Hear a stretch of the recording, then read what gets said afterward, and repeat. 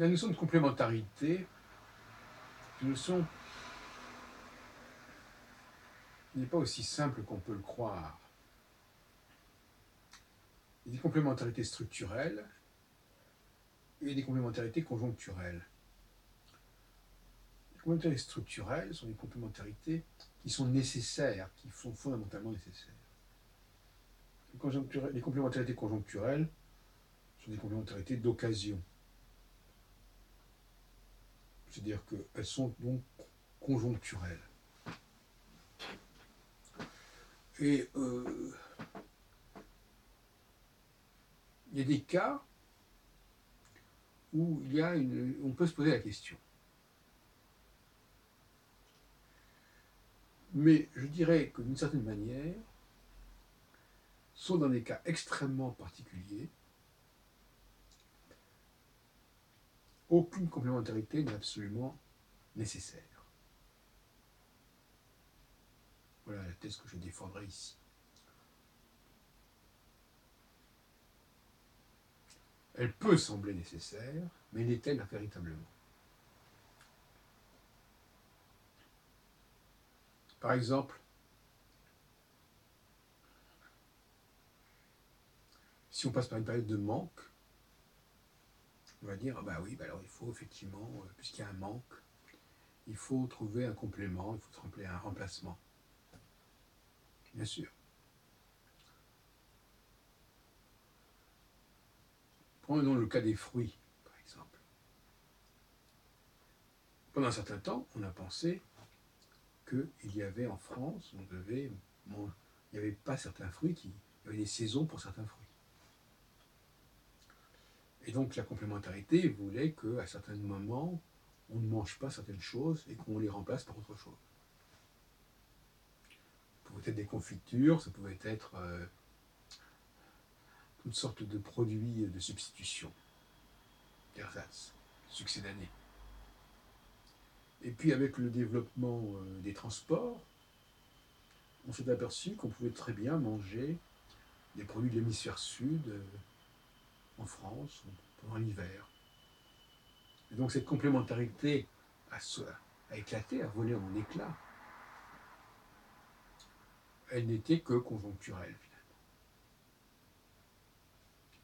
Une autre complémentarité qui pourrait se révéler conjoncturelle à la longue, ce serait par exemple, pour faire un enfant, faut-il une femme? Est-ce qu'on ne peut pas remplacer la femme par un processus de fécondation autre? Du moment que la graine est là, bon, la semence. Là encore, on pourrait dire, tiens, oui, il y avait une complémentarité, peut-être que au XXIe siècle, tiens, oui, il y avait une époque où il y avait une complémentarité entre l'homme et la femme pour faire des enfants, et puis maintenant, non, c'est plus le cas. Voilà. Et donc, les complémentarités sont des phénomènes qui correspondent probablement, dans certains cas, à des symbioses, à des synergies, mais qui peuvent être des synergies et des symbioses temporaires, passagères. Alors, je voudrais parler ce soir d'un cas précis qui est la question de la cyclicité. Par exemple, dans le cas de la cyclicité, la complémentarité entre le jour et la nuit a tendance à se résorber aussi, parce que on peut faire des activités du même ordre la nuit que le jour grâce à l'électricité, grâce au feu déjà. L'invention du feu a certainement changé beaucoup de choses. Et donc là encore, il y a une dualité qui a sauté. Voyez-vous, donc moi, c'est vrai que je parle beaucoup de dualité, mais en réalité, je n'ai pas la religion de la dualité. Je pense que d'une certaine manière, les dualités sont des choses qu'il faut assumer jusqu'à un certain point, mais qui ne sont pas systémiques. Je vais prendre un autre exemple. Je parle de ma théorie cyclique des cycles de 7 ans. Je peux effectivement décrire deux temps. Un temps conjonctionnel un temps disjonctionnel. Mais le temps disjonctionnel est-il complémentaire du temps conjonctionnel? Est-ce que ces deux temps sont réellement nécessaires l'un à l'autre? C'est pas certain. Il est possible que lorsque l'on maîtrisera mieux cette cyclicité, le temps disjonctionnel pourra être jugulé, en quelque sorte. C'est-à-dire que l'on saura ce qu'il faut éviter de faire pour qu'il y ait une sorte de rupture, je dirais presque d'approvisionnement énergétique. Donc voyez-vous, là encore, on a une dualité qui est une pseudo-dualité. Beaucoup de dualités sont des dualités où il y a un élément moteur, et puis un autre moment où ce élément moteur, il passe par une période d'un petit peu d'essoufflement, de déraillement, risque de déraillement. C'est une phase où il y a un risque. Donc le risque, c'est pas la même chose que la réalité. Le systémique, c'est pas systémique le risque. C'est quelque chose qui pourrait se produire et qu'on peut essayer d'éviter. Et la question est là. Des dualités où la dualité peut être évitée, ou même il serait souhaitable qu'elle fût évitée, c'est pas vraiment une dualité structurelle. On est bien d'accord là-dessus. C'est une dualité de facto, effectivement, mais pas des jurés, des jurés. Donc actuellement, j'évolue un peu dans cette direction. C'est-à-dire que l'astrologie, s'il faut encore parler du mot astrologie dans mon cas, l'astrologie doit annoncer des périodes à risque. Mais que l'on peut essayer de traverser avec le moins de dégâts possible.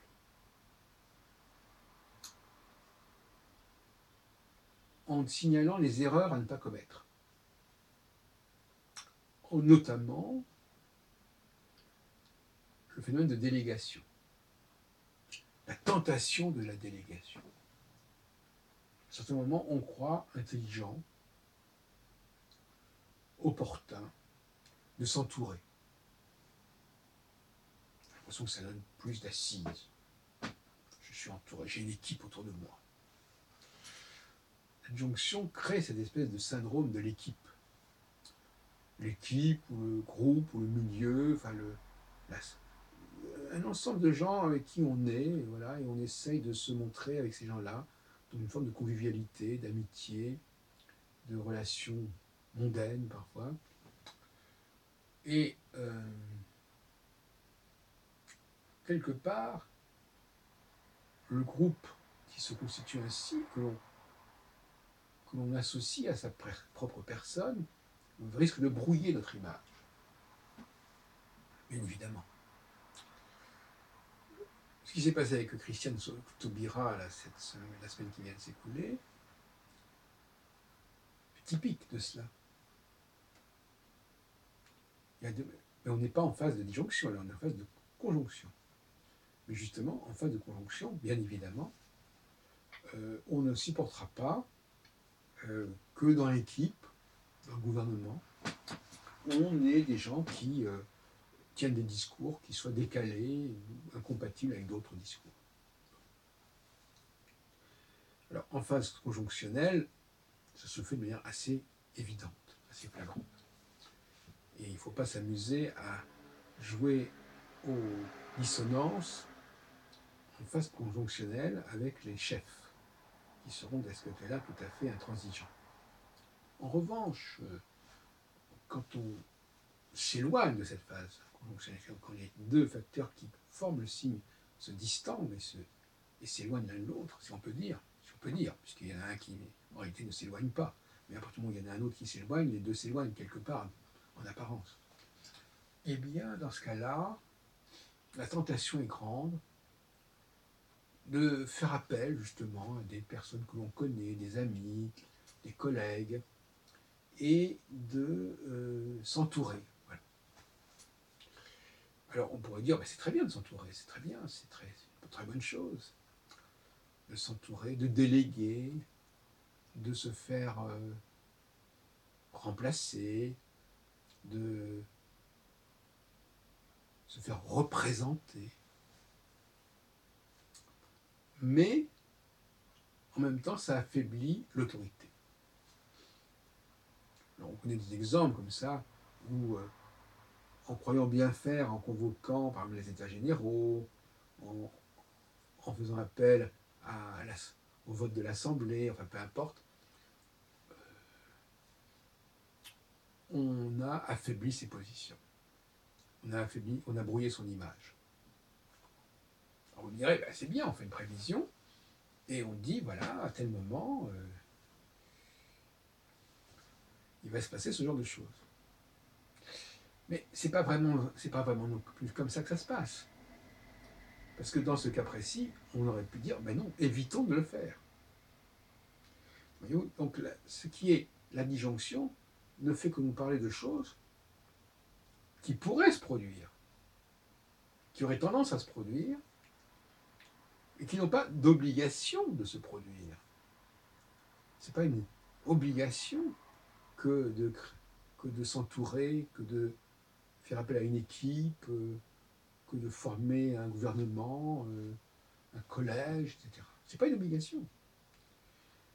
Et alors là aussi, tout dépend un peu de l'éthique qu'on a des choses. Mais non, ce n'est pas une obligation. Si le leader arrive à gagner du temps, par exemple dans le cas de la Syrie, par exemple, la Syrie a résisté au printemps arabe, le Bachar el-Assad n'a pas accepté de partir, et il est probable qu'il ait gagné du temps au point que désormais on arrive à une phase conjonctionnelle, alors qu'enfin le printemps arabe a été marqué par la phase disjonctionnelle, et que par conséquent, il n'est plus besoin de partir.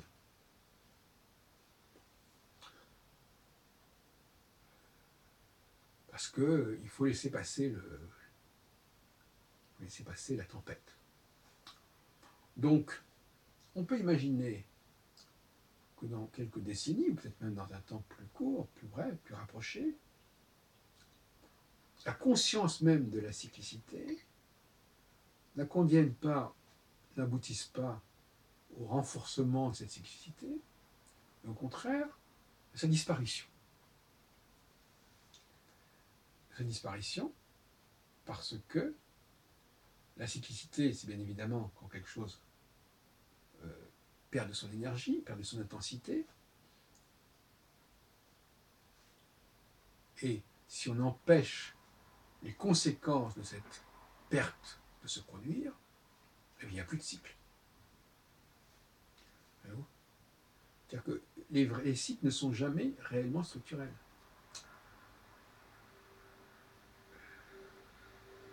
Bien sûr, par exemple, qu'il faut dormir, voilà, il y a un état de veille, un état de sommeil, mais peut-être que on peut reprendre ça, on peut revoir ça. L'erreur, ce serait de croire que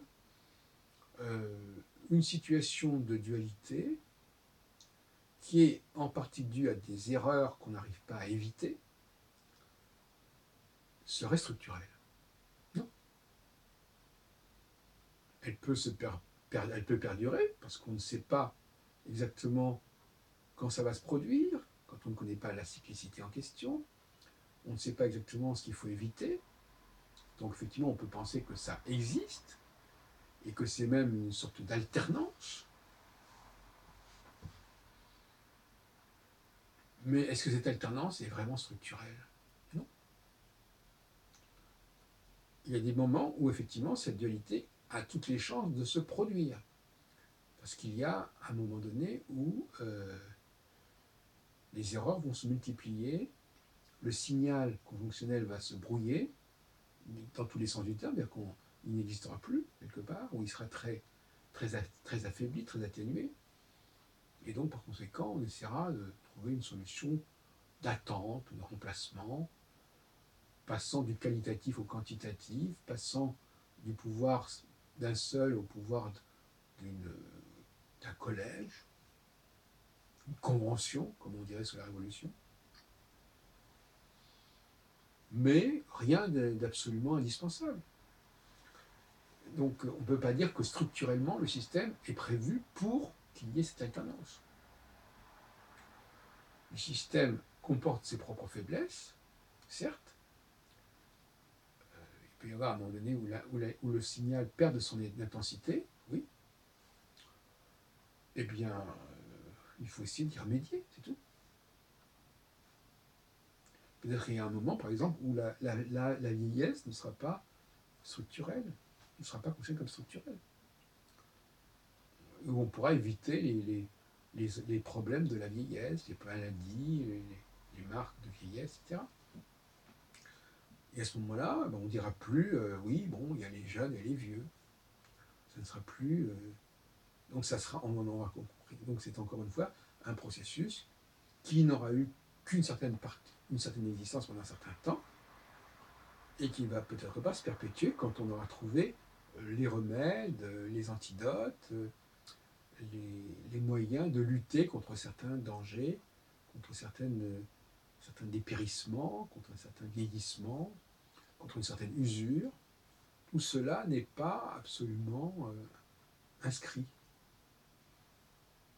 Ce n'est pas de l'ordre de l'essentiel, c'est de l'ordre de l'existentiel. Ça a tendance à se produire, oui, c'est vrai. Plus les risques, il est certain par exemple que quand il fait nuit, on a plus de chances de se casser la figure que quand il fait jour. Mais on n'est pas obligé de se casser la figure non plus, si on fait plus attention. Donc, donc finalement, voyez-vous, les dualités, oui, c'est vrai. J'ai peut-être trop insisté sur la question de la dualité, parce qu'en réalité, ces dualités sont plus conjoncturelles que structurelles.